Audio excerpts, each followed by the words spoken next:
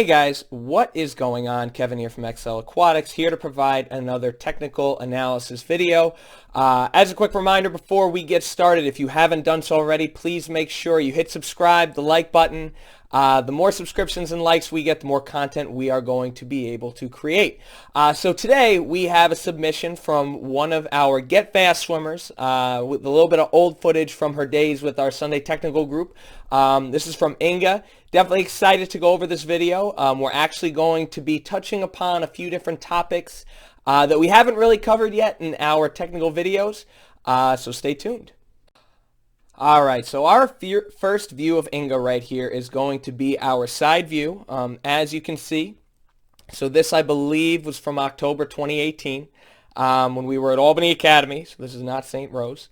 So starting off with our spot check like we normally do, going to look at Inge's body line, and definitely Inge does a very, very nice job with her body line, pretty much textbook here. Again, as we can see, we look at the head, shoulders, hips, and the legs as we can. Okay, so starting off with the head, all right, possibly a little bit low, but her whole cap is not underwater. That's always a pretty good indication. I know we always talk about cutting the cap in the center line. Typically too low would certainly be indicative if the cap is fully underwater, but as you can see, part of the cap is still out of the water. So pretty good job there, Inge. On the breath, Inge does a really awesome job breathing with one goggle in the water. This is probably the best example that we've seen so far with any of the videos that we've done. Single goggle in right here. That is awesome. Additionally, as she's breathing, you can see she's not over-rotating. All right, so you can see kind of the bottom of her left side a little bit, but not too much. Okay, again, when we rotate, when we swim, we do not want to rotate to full 90. I know a lot of times we talk about swimming because it's very rotational, driving with the hips. It's very easy to over-exaggerate that, and then the more we rotate, the more off balance we are. So typically anywhere between 20 to 45 degrees is pretty solid, which I think Inge does a nice job of. She gets her shoulder out of the water, all right, but doesn't compromise her balance with her rotation. You can even see a little bit more advanced. She does a little bit more rotating with the shoulders than she does the hips, which is very, very good, and certainly what we want to stay balanced. Okay. Now, in terms of a couple corrections here, again, I mentioned before, we're going to talk about a couple different things that we really haven't spoken much about. First, we are going to talk about the catch. Okay, we always talk about the catch, especially the side view. Very easy to see the direction of our fingertips. Now, Inge does something that we haven't really seen before with regards to initiating her catch. Okay, and again, this is outdated. This is something that we have worked on with Inge. Inge has certainly improved on, but just for educational purposes, we're certainly going to cover it here. You can see Inge, all right, she stays pretty flat with her hand when she extends. When she initiates the catch, okay, instead of locking her shoulder out and driving straight down, all right, when swimmers typically do reach straight out with locked fingertips, they'll go straight down. She actually pushes back with her elbow. Okay, let's take a look here, both sides. You can see her first motion is driving straight back with the elbow, and then, right, past her shoulder line, in between her shoulder and her hips, that's when she starts to grab the water. Okay, now two things here. Number one, when we drive back with the elbow, we're going to be engaging our triceps much, much more than we really want to. Again, we talk a lot about the lats, okay, even initiating with the biceps to some degree. We don't want to be pushing back with the triceps until we're essentially halfway through our pull at least, or finishing our pull. Okay, so when our first motion is to drive our elbow back, we're really engaging the triceps, relying on our triceps much more than we want to. Okay, we want to open up and engage those lats. Now, when Inge, second thing, drives back with the elbow first, okay, she is accelerating. Watch here from the beginning, accelerating more the first half of the pull as opposed to the second. All right, now why does this matter? Now, we talk a lot about where we want to accelerate through the pull at XL Aquatics. Now, when we accelerate through the pull, what we mean by that is the initial catch and the initial start of our pull is going to be the slower portion of our pull motion, all right, our catch and our pull. We want to accelerate past our hips and out of the water. That means we want to get faster. When we drop down initially, starting our catch, all right, we're going to be faster on the initial front half of our pull and actually slow down. You can see where Inge slows down a little bit when she starts to catch the water, all right, again, right between her hips and her shoulders. We'll see if my computer can catch up here a little bit. All right, accelerate. A little slow down at the end. Little slow down at the end. All right.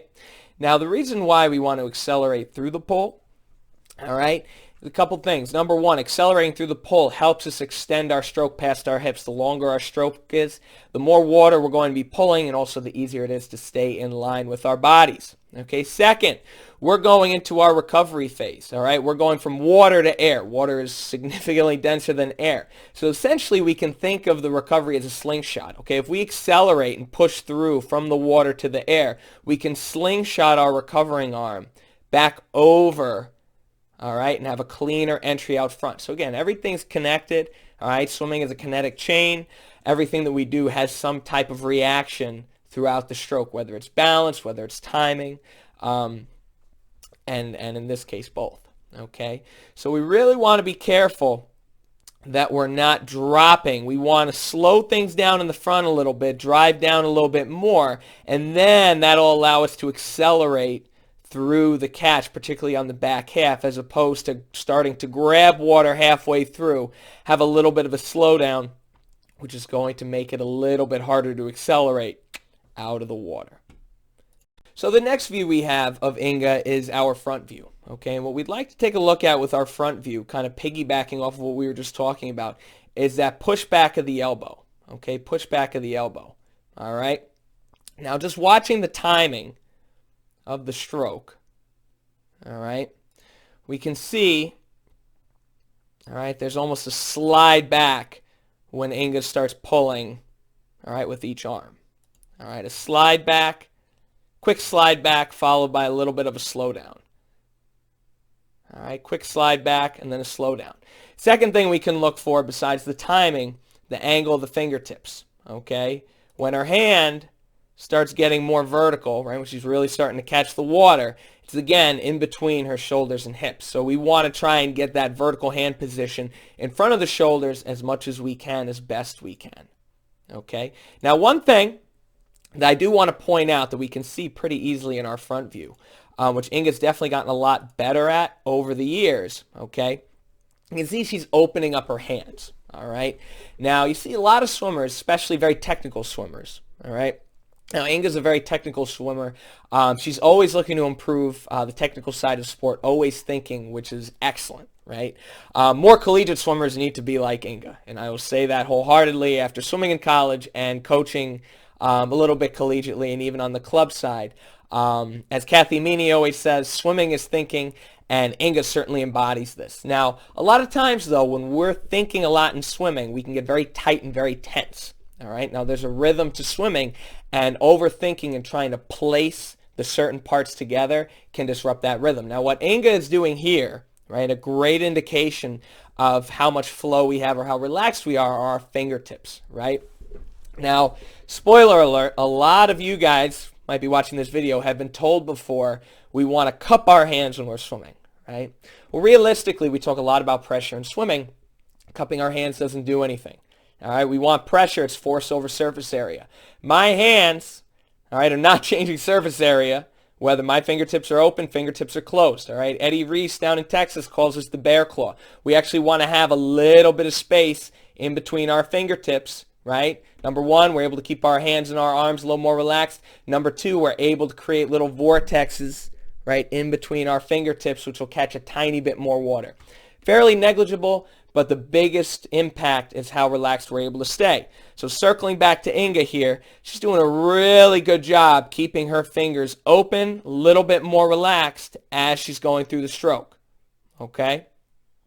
And again, that pays huge dividends, particularly over longer bouts of swimming, because relaxing the hands, relaxing the fingertips is going to play a role in the forearm, all right, shoulders, and even your lats. All right, nice little drill you can do, right, just to kind of see the impact of fatigue that comes with tightening, right? If you clench your fist as hard as you can, all right, feel which muscles are engaging, all right, to clench your fist, all right? Same thing goes with tightening your fingertips together, okay? You want to feel where the tension's created. It's not just the hand, not just the fingertips, all right? It shoots down the forearm all the way up through the shoulders and beyond, okay? So Inge, really nice job opening up the hands, opening up the fingertips. Again, this is an outdated video, so Inge's gotten even better at this, okay? But definitely a great example of how to stay relaxed and what staying relaxed can help you do and help you accomplish when you are training in the water, okay? So as a quick recap, all right, Inge's body line is awesome. All right, really love the body line. You can even see that with the front view here.